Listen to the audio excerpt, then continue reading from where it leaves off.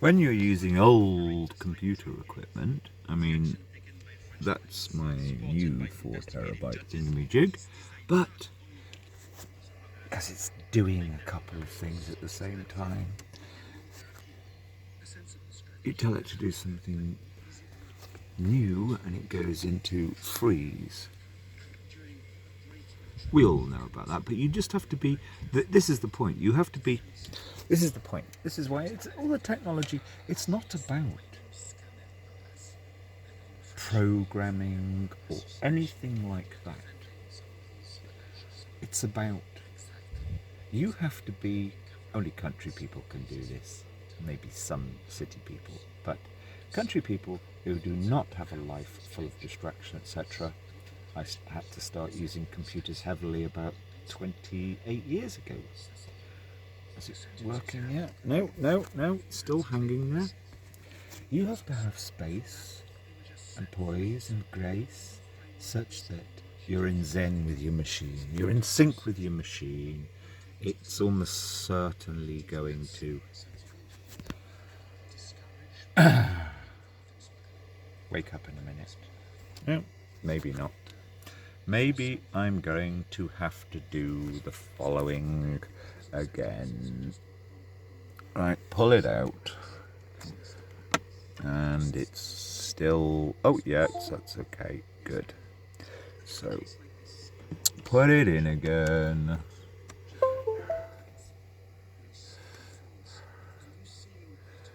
Come on, are you alive?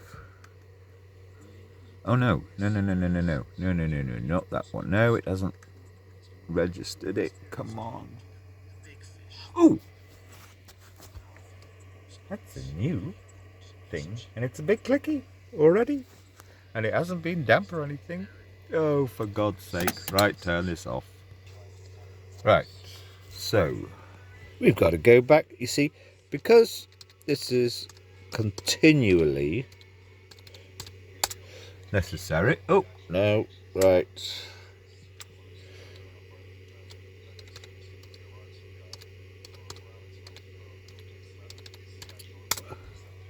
Oh, that's because that's because I am doing it too quickly, but I've had to do this. I've had to change drives. There we go. Right, so let's do it again. I've got to get off here. Every single thing that is connected to computers is quite simply, now, it's nothing to do with technology. It's about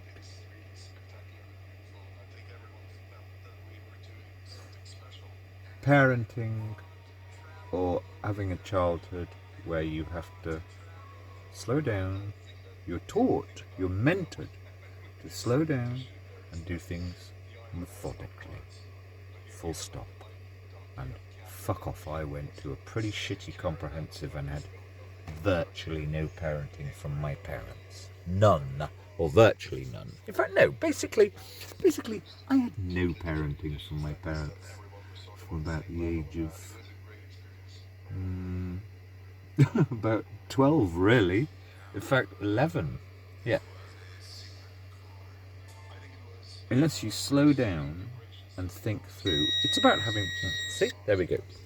Because I've had to fart around, reconnecting cables, etc. My battery's running out. It'll just maybe have enough to do that. I've got to get this done. So I could run the engine again for 10 more minutes. We'll see. But it's also about having space to think. You've got to make yourself. You've got to make the space to think. Almost all the consumer electronics is crap. We've known that for years. And these stupid young men will go, oh, no, this is all some wonderful new gizmo. I mean, let's do this quickly. just in case. Right, just in case what? I'm much more interested. We can turn this off now because turn this crap off.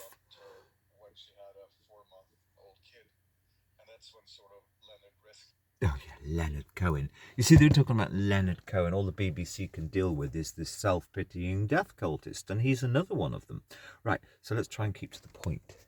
Because the big critical thing is, it says 1 hour, but that's only going to take half an hour. I think there's half an hour of battery in it. Oh, yes, there's a very good example. Now, I always set the battery to maximum battery.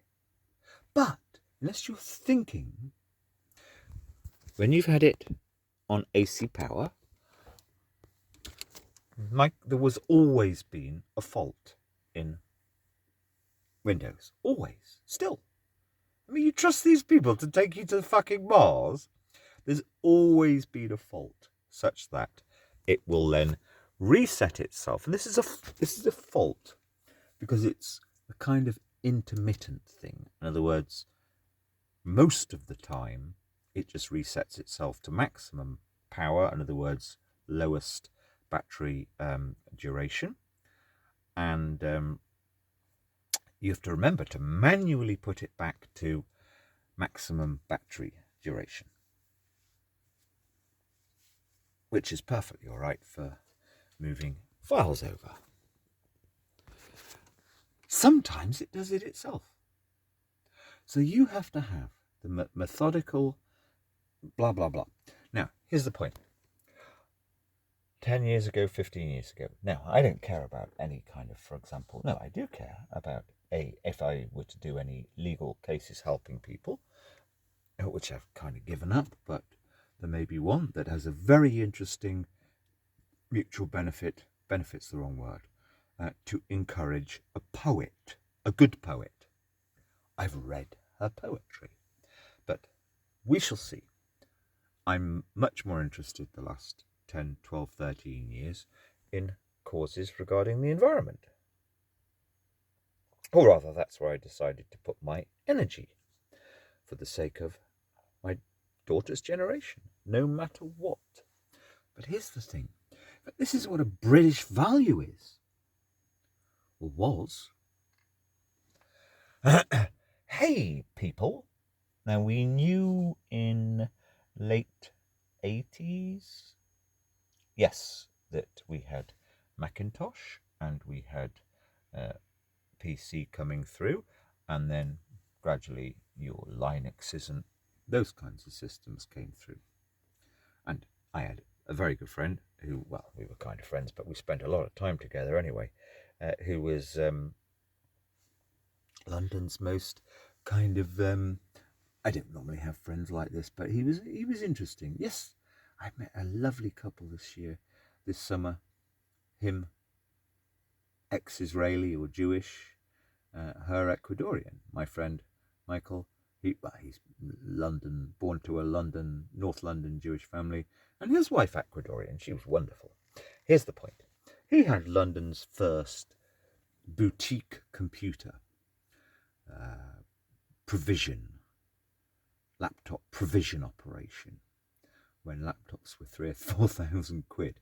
And he said to me, and he used to supply both Macintosh and PC, and he was so obsessive about every penny bang for buck. And he said to me, 30 years ago, forget Macintosh, it's just overpriced. The whole system is rigged such that you have to buy branded peripherals, etc. They've got a smaller chunk of the market, so they're always going to be more expensive. There may be one or two things about Macintosh which Windows can't do quite as not quite as well designed to do. But anyway, when the elite universities, Oxford, Cambridge, Oxbridge, they went Macintosh. That also turned Macintosh into an elite thing. But here's the point. I've no interest in Macintosh. I would never get Macintosh. Ever. Mr. Jobs, in fact, going back to your kind of, I think they're called CK game or something. Oh, fucking hell. Thieves. These younger men. It's like, oh, wow, Macintosh. Jobs, it's like, and Jobs was some kind of a cool surfy dude. No, Jobs was one of the most flawed people ever to come through. But it's well known that Macintosh had a total firewall. What are they called now? iPhone, whatever they're called. A firewall around their software so that other people couldn't develop it and that kind of stuff. That is so anti-communitarian values. They are the most thieving fascist corporation, full stop. Anti-communitarian. No interest in them. But British values, no, this isn't really British values. Or rather it is. It's just being sensible and knowing there has to be some communal effort. On eco, there had to be some communal effort. You can't possibly stand up to all the terrible greedy polluters without some kind of communal effort. And in the modern age, as of about 15 years ago, that became by default working using using computers. Now, I sat with a MacBook a couple of nights ago, 2 nights ago, looking at somebody's critical to their future paperwork. I don't think I've ever even touched a MacBook, so I didn't know the system. Forget that. As the groovy, younger, supposedly community thinking young people, some of them started to get into Linux and stuff. Yeah, I loaded Linux once and spent a couple of months with it. Forget it. But the real reason to forget it is as follows. Let's just say, for example, I don't actually want to talk about a legal case in any way, but if I were, let's just say that some local person was arranging some urgent, because legal cases, for example, these are legal cases that 200,000 people are involved in today, and then none of them can get good lawyers. So, the future of their family depends on the outcome. If you're sitting down and need to process some paperwork, we've got to get that written up and sent off an email there and blah, blah, blah, and that bit of audio or film has to be, we've got to cut that bit out there, we've got to bleep that there, etc., etc. All of this. To work in a team, to change to an operating system that you're not familiar with, takes weeks. I'd say it takes at least 20 to 30 hours to get up to reasonable speed, even transiting from Windows to Linux. Now, one of various people, it's the best example really, I'm not going to name him, but some bloke I knew very well, in fact I'd probably spent more time talking with him than anybody else, thought of himself as a bit of a kind of communitarian, community goody-goody warrior. Actually, he did nothing. I only met him because he was talking about the environment 6-7 years ago in a kind of proactive way. Somebody my age, just a couple of years younger maybe. No, he never did anything. Quite an intelligent man, non-drinker. But he could not. He was so sensitive and precious. These machines drive you nuts. I'm not nuts, but they drive almost everybody else nuts unless you limit them and go walking in the afternoon, which nobody does. He could not take in, because he's one of this maybe 3% or 5%. The problem is, this 3% or 5% are the people who in days before technology would have been those who really are a little bit more pushy in terms of the demos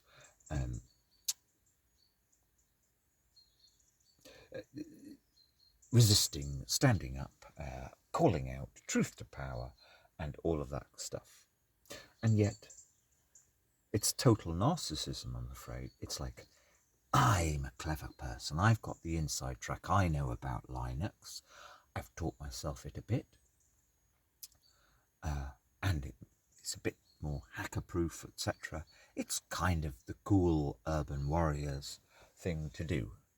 But it's not, because British values are basically communitarian.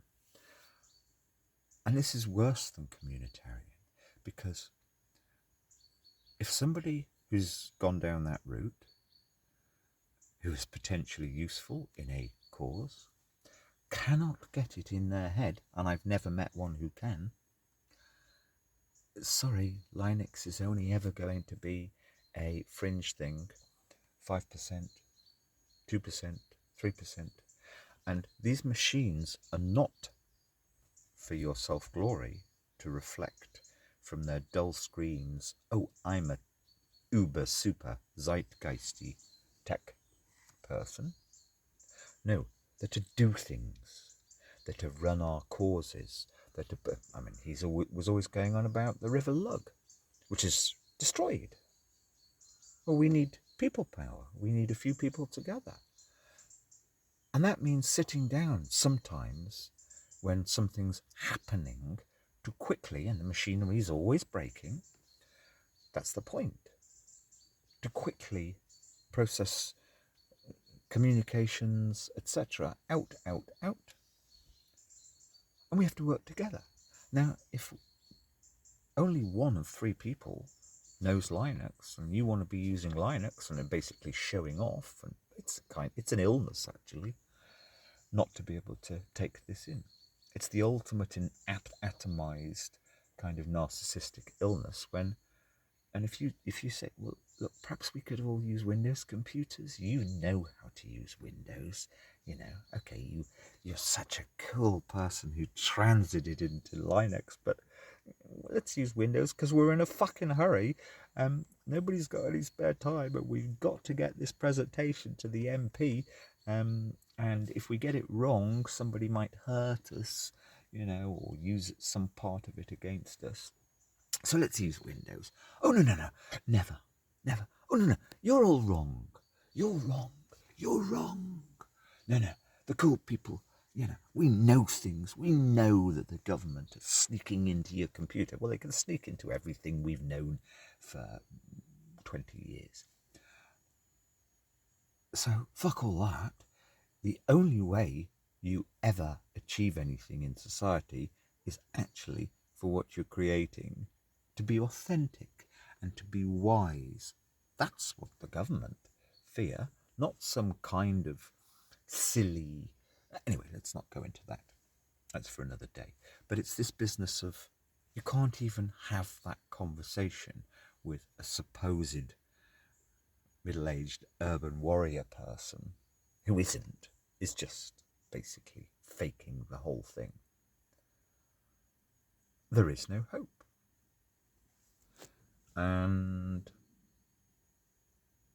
But it's British values to kind of, or it was, to be thoughtful, methodical.